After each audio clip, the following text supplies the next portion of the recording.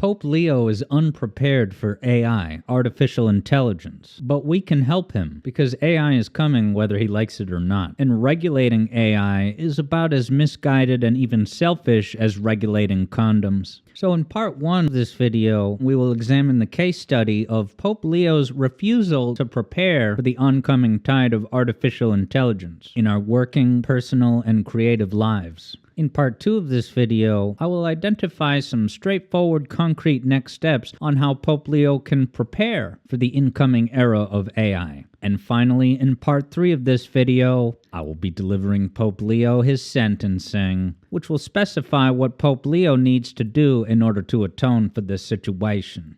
Because the helplessness and despair that Pope Leo is bringing to this scenario is not what the people need. He can instead lead them forward by taking a bit more pride in what it means to live on planet Earth in our time. So let's jump right into part 1 of this video, guys. Did you know that Pope Leo, the newly minted Pope, selected that Pope name Leo in part specifically because of the artificial intelligence that our society finds itself in? Pope Leo was quoted as saying that AI poses new challenges for the defense of human dignity, justice, and labor. Okay, so right off the bat, Pope Leo is at a disadvantage and is only bound to struggle in his reaction to artificial intelligence because his worldview is rooted in imagination land.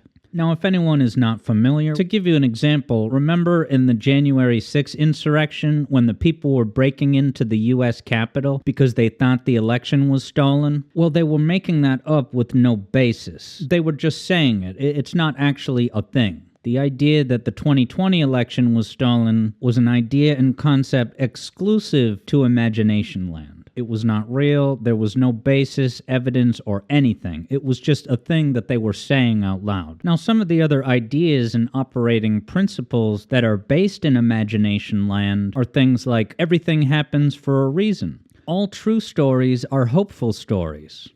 So we could another time review the vicious dark side of these otherwise, by all appearances, positive, hopeful mantras. But all that's relevant to say in the meantime is that these imagination land concepts have led Pope Leo to an AI philosophy and plan that will actually leave you, dear listener, left for dead. He is leaving you out in the cold to fend for yourselves without even realizing that he's doing so. So where's Pope Leo gone wrong in a way that is leaving him wildly and irresponsibly unprepared for the coming decades in which artificial intelligence grows in complexity and daily relevance? Well, that's because Pope Leo's approach to this is primarily in service of Sir John Feelgood. The Pope wants to feel good about himself and about the humans that he's in charge of. And part of the way that these feel-good vibes are generated is by viewing our current phase of human history and the Homo sapiens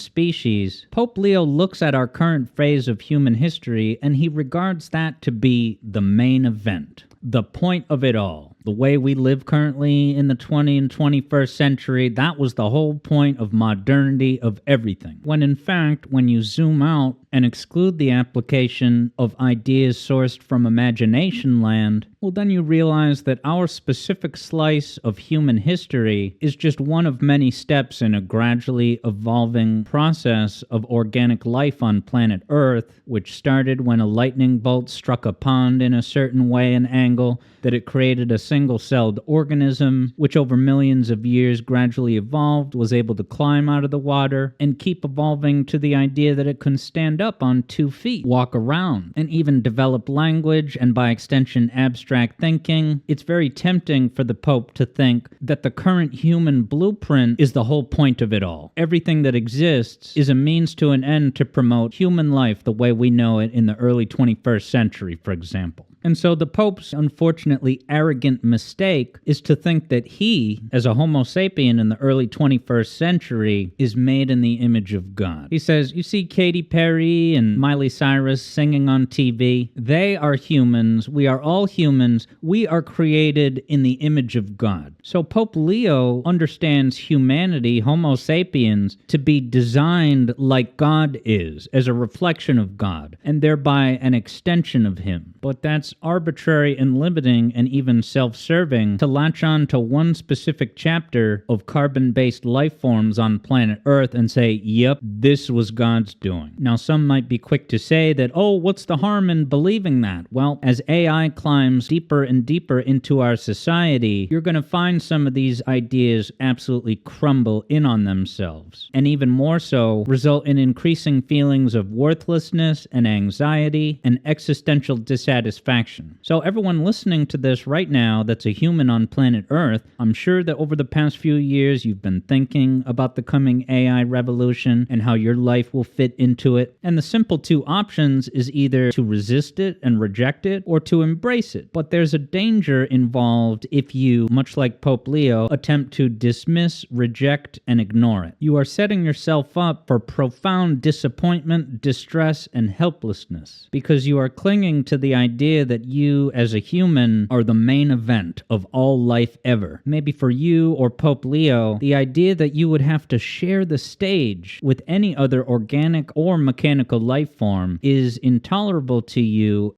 And if you insist on that perception of superiority, you're in for a crisis. So listen to this musician who Pope Leo has set up for failure because the very logical and inevitable onset of artificial intelligence and the technology around it will lead him to be depressed, offended, and self-defeating. Very idealistic about that. My feeling is I'll outplay anybody using the machine or I'll die. I don't care. The day that the machine outplays me, they can plant me in the yard with the corn. And I mean it. I'm very serious. I will not permit myself to be outplayed by someone using the machine.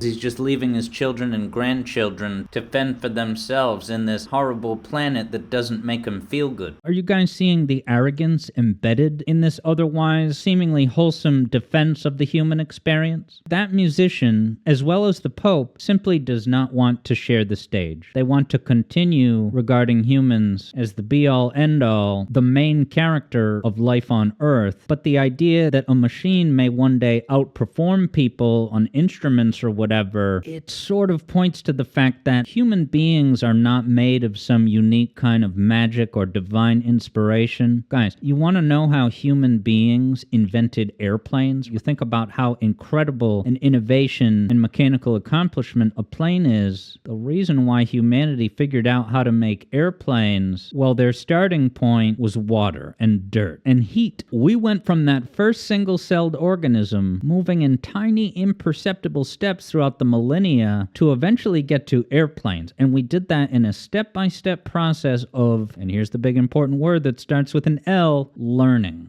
The reason why humans were able to engineer and innovate the way that they did is because they have the capacity to learn. They have the capacity to identify a goal and then learn dynamic solutions of how to accomplish that goal, forging ahead where there is no blueprint, but adapting and learning on the fly, factoring in those learned abilities to future projects. So Pope Leo is resistant to this concept because he regards the human identity to involve what he will call a soul. He will grasp on to what he perceives as the unique, irreplaceable, human spirit and emotions and soul. The rude awakening that he is setting himself up for is that AI and robots will very rapidly over the next few decades expose the fact that humans are not all that special. They are in fact not at the top of the hierarchy of complexity or value necessarily, because making music or painting extraordinary paintings in an art gallery in fact can be replicated by an AI. But this is the thing. The reason why an AI can figure out how to do these things, they are following the exact same protocol as the human brain, with its capacity to learn and the various modules of the brain that juggle priorities sort of similarly to a disturbing manner, the way that you juggle priorities in a game like The Sims. So when an AI creates a painting or a piece of art, it is literally playing by the exact same rules as a human. And even if the way an AI AI thinks through creating art is not necessarily purely identical to the unique configurations of neurons and emotions in a human brain. The point is not that an AI perfectly replicates all those underlying mechanics. All that matters is that it is able to accomplish the end result. If it can pass a Turing test, that's all that matters. If you can look at various pieces of art and you cannot distinguish which were made by machines and which by actual human, it doesn't matter if those machines lacks the billions and trillions of unique neurons that a human brain has. All that matters is that the end result is, to use a concise word, passable for a human. So if Pope Leo has up until now denied that a machine could ever write a novel on the same caliber as a human being, well, 2025 is a bit of a wake-up call to step back and say, you need to be prepared for a machine that can make a novel or a work of art that is 5 times better than a human. And that's very simply because an AI can be trained to learn in the same way a human brain does. And when you think about the logical progression of the human body and everything we're able to communicate with language and abstract thought, you look at human biology, and if you don't know any better, it seems utterly miraculous. But then you stop and realize, oh wait, well, something like eyeballs in human biology, humans have eyes, lots of species have eyes. Did you know that the concept of eyeballs is a component of biology that has independently evolved in various branches of the animal kingdom? It's not like one species first evolved eyes and then all other descendants inherited that gene to have eyes. Eyeballs are a logical thing that come into being based on achieving goals and evolving sensory inputs that will very simply help a person to survive and procreate. So the invention of eyeballs is not a one-of-a-kind divine spark idea that God had. It's the logical end product of all the years and generations of organic life forms that led to that. A simple way to say it, eyeballs come into being by riding the natural momentum of logic itself. And it's that same logical cause and effect of progression that has brought us to AI, artificial intelligence. So as we close in now on part 2 of this video, it's the occasion to emphasize that the Pope's approach to the coming AI revolution is similar to that musician, which is almost verging on a defeatist sort of like, well, I as a human can only be number one, and if anything surpasses me, it's just an irreconcilable crisis. That musician would go so far as to kill himself. Now, although that killing himself would be cowardly and despicable, it's one thing if he wants to do that to himself, but what about his descendants? If he's brought children into this world, or if he has any reverence or respect for what it means to be humankind, He will insist on the idea that only he can be the best guitarist, and if a machine outperforms him, he's just going to give up and die and say, all right, my kids and grandkids, he's just leaving you out to dry. So I, Alex Yard, am stepping in to say to anyone listening that there's no reason to get despondent and hopeless about this. All you have to do is surround yourself with people and ideas who are getting real about the world around us and how to flourish in it. Regard AI as an inevitable logical byproduct of what it means to be alive in our universe, in the same way that eyeballs are a logical and natural thing to have occurred. So here we are in part 2 of this video, guys, where we will help Pope Leo and or anyone listening here how to better prepare for the upcoming AI era in a manner that will enable you to not just cope and accept the reality of it, but also flourish in it, okay? Because we have to identify full stop that the Pope's solution for AI is some version of abstinence. He wants to regulate it, take it out of your hands. So to circle this back to the Pope's original quote that he's worried AI poses a threat to human dignity. Well, a straightforward wake-up call is the fact that there is nothing wrong with AI-generated art. Like if I, Alex, want to tell a story with visuals, if there were some complex illustrations or graphics that I wanted to put together, in the old days, it would be all but impossible for me to do that. I don't have the budget to pay a bunch of artists, describe to them what I'm looking for, and then have them execute the vision. Now, if I want to, I can go to any number of ChatGPT or AI image generators, and I can have a computer do the same thing. That's removing these barriers to entry. When he talks about dignity, I think he's worried that an AI's ability to make art will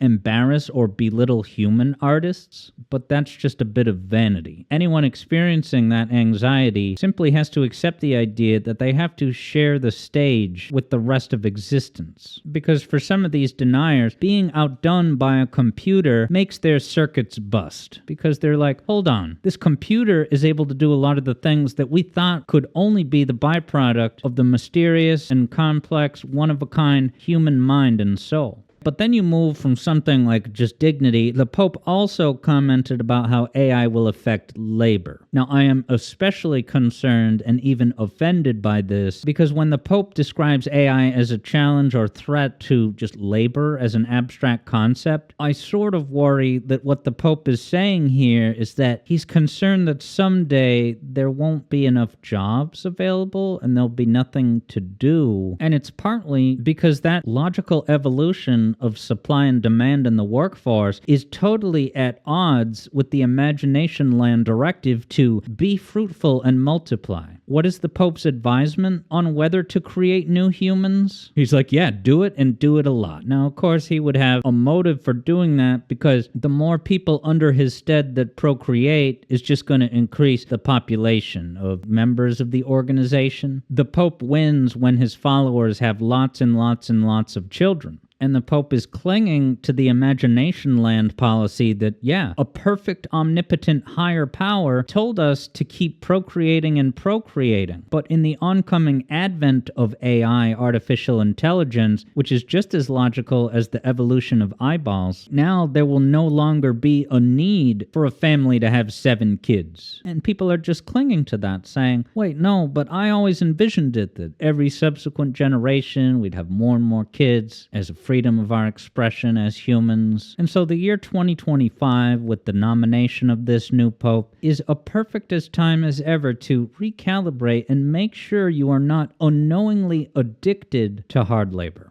The idea that more and more jobs will become automated into the future, past which point most, if not all people, won't even need to work if we can just 3D print any resources that we need at minimal cost subsidized by the government.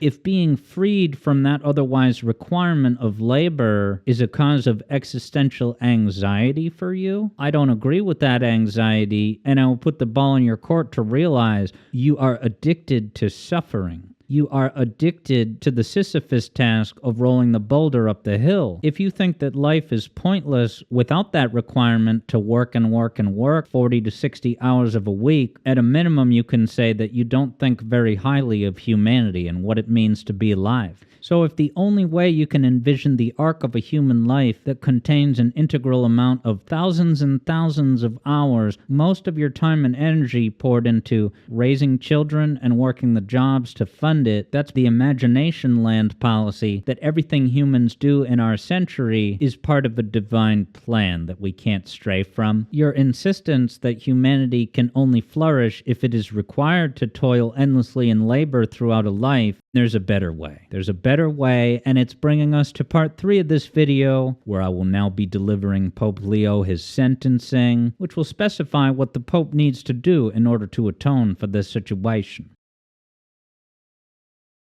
Pope Leo, I hereby sentence you to, if you want to partake in finding some global solutions to the oncoming anxiety about the AI era, you should, Pope Leo, start not with AI, but rather come up with a game plan for TikTok and processed foods. Because TikTok and processed foods pose a massive, daily, severely dangerous threat to the well-being of humans. Now, is the solution to ban TikTok? No. Is the solution to make processed foods illegal? Certainly not. It's all about using those things responsibly and in moderation. And it's the exact same thing happening with AI. There's nothing inherently wrong about artificial intelligence. It can be used responsibly to significantly reduce human suffering. So we should instead not be taking steps to hope that we can get regulations placed on AI and take it out of the hands of the people, but rather cultivate a community that can use these things in moderation. Because for you to now step in and ask for AI to be limited, any attempt to do that is sort of missing the point, and the stance of rejecting and resisting AI is about as untenable and out of touch as the condoms policy. We're not going to go into this now, but the Pope's organization organization longtime stance on condoms was don't use them, abstinence. It's wrong to do that.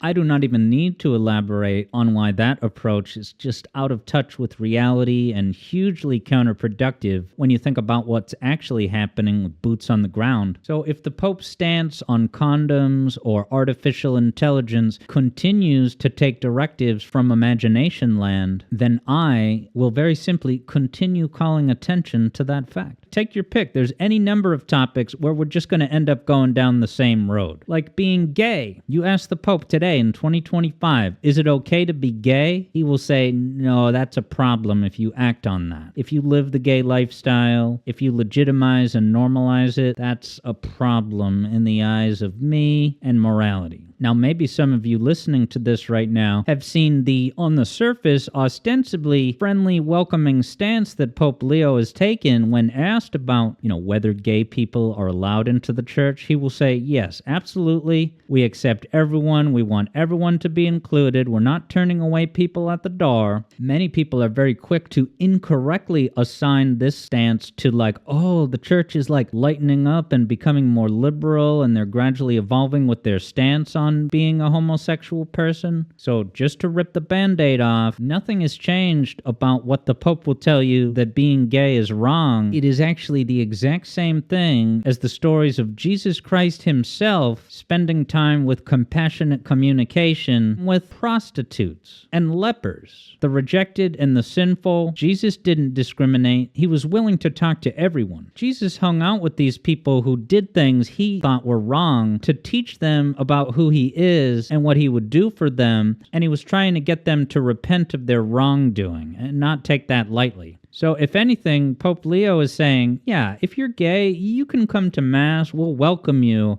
but your living the gay lifestyle is a problem, and it's something that you need to work on and stop doing, so we'll let you into the church and join events so that we can get you on a better road to stop those gay actions that you live out on a daily basis, which the Pope will tell you are wrong. And look, the Pharisees scolded Jesus because he ate and broke bread with wrongdoers, people who were knowingly breaking the rules on a regular basis. And they were saying, Jesus, how can you legitimize and hold company with these people who are knowingly breaking these rules of morality? And Jesus responded, it is not the healthy who need a doctor, but the sick. So Pope Leo thinks that gay people are sick, and he is welcoming them into the church so as to increase the chances of fixing them. So let this be the final debunk of the unfortunate self-congratulatory doublethink that the Pope and the media are maintaining, where they're like, wow, I guess the Pope and his organization are changing now. They're becoming more welcoming and tolerant. Well, no, they're not.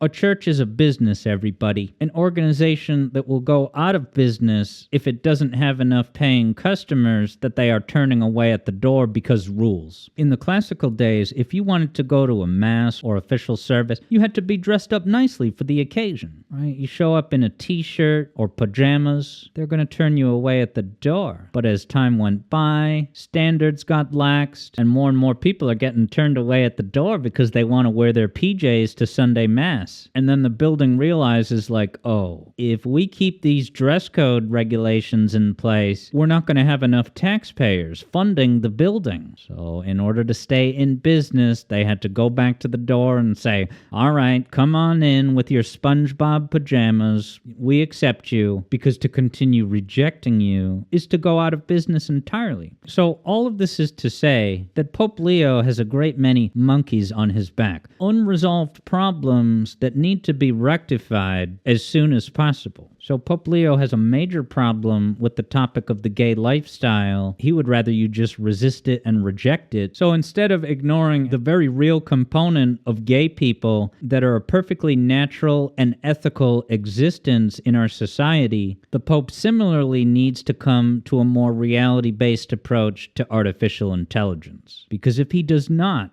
then 1 week from today, a new treatise will be greenlit here on my platform, which will combine the two subject matters in an honest, satirical, and constructive way. The title of that treatise to be potentially greenlit will be Pope Leo Has a Gay Problem. Furthermore, I'm going to now give you a preview of the prospective thumbnails that will be attached to this treatise. So here you can see a preview of the prospective thumbnail images that will be attached to these treatises, images assembled by me using artificial intelligence as a tool. I have every right to use artificial intelligence in the way that I have because it's no different than me having an idea, commissioning an artist to paint it. I am skipping the extraneous step of that overhead, that barrier to entry. If anyone is offended that a machine can do art better or more efficiently than a human, snap back to planet Earth, realize that our chapter of humankind is just one step along the way, and that AI can greatly improve society, reduce human suffering, while exercising judgment and moderation to not let it get carried away in the same way that we must exercise moderation with processed foods or TikTok. Not by regulating it and banning it. That's the condom fallacy. And you've already seen the Monty Python sketch satirizing that in as perfect a way as you could. So Pope Leo, I have every right and integrity-based reason to make this art to mock you, because your stance on gay sex is itself a severely offensive attack on human dignity. So this may not be the last time that I will be talking to you, Pope Leo. And this has been Alex Yard here at 91.6 WAYZ, the Alex Yard Zone, terrestrial internet radio. Instead of resisting AI and regarding it as a crisis and an insult to my dignity, I'm just sitting here very simply having the realization that we, in our current time, are the first generation with artificial intelligence. Like, do you remember when 2D gaming transitioned to 3D gaming in the mid-90s? Oh, Mario 64, you can move in 3 directions. It's this just mind-blowing paradigm shift that an event that momentous, it's not like something like that happens every 20 years. It's a one-of-a-kind before and after. So here we get smartphones and Twitter, and we figure that we've seen it all, that the major technological human advancements to be seen in our lifetimes have already come and gone. No, AI, we are today in 2025 in the absolute frontier, wild west of AI. Let's make the best of our situation by using AI responsibly to reduce human suffering, spread the wealth, and find a way to flourish on planet Earth that is not utterly codependent on a job that you hate and constantly complain about and whine because it's not Friday yet. So, as I wind down this broadcast now, I want to thank Pope Leo for listening to what I had to say, and of course the listening audience here on the channel. It is possible that some of you listening to me today were offended or thought that I was being indecent, and I want you to understand that my speaking here today, promoting critical thinking by debunking the conflicting information available in plain view about AI or being gay, that is itself an analog of the Pope's missionary work. You know how Pope Leo did missionary work in South America and other continents because he thinks that his strain of imagination land is the only correct one. It's better than all the other imagination land interpretations of existence out there. Well, I am doing that same thing. Just with no imagination land concepts. I am spreading the good word of critical thinking and not bulldozing over gay people because you think a higher perfect power made you in a certain way, and if you stray from that blueprint prescription, you are broken and need to be fixed. I will always take a stand on that to spread truth, honesty, and you guys benefit from it too because I am very merely helping you to prepare for these things that need not be these big existential crises. I do not pretend to have all the answers, but if you ask me of whether it's okay to be gay, my answer will always be yes. And I think that most of the people listening to my video now, even if they do identify as part of the Pope's organization, would nonetheless still maintain that being gay is not a problem, it's not a moral wrong. So, all of you listening out there, when it comes to being gay, you reject imagination land, and you defer to your conscience, logic, your life and experience. So, you already reject imagination land when it comes to being gay, And if you stop deferring to imagination land on a lot of these other life topics, you will gradually get more in touch with reality and the coming AI revolution, which is as logical and defensible as the evolution of the human eyeball, is the journey we will all undertake together by stepping away from the otherwise comfort blanket of imagination land and making a decision to stare existence in the eye and work together to cultivate this garden that we share on planet Earth. Pope Leo wants to intercede and take AI out of your hands when there's people right now already using it to make loving tributes to add to Pope Leo's glory. Look at this Justin Bieber-style anthem celebrating this momentous occasion. God bless Pope Leo the 14th, guide him in your perfect peace. Crown his heart with heaven's wisdom, let his word set captives free. Lead him with your holy fire, make him bold yet full of grace. God bless Pope Leo the 14th as he walks in Jesus' name.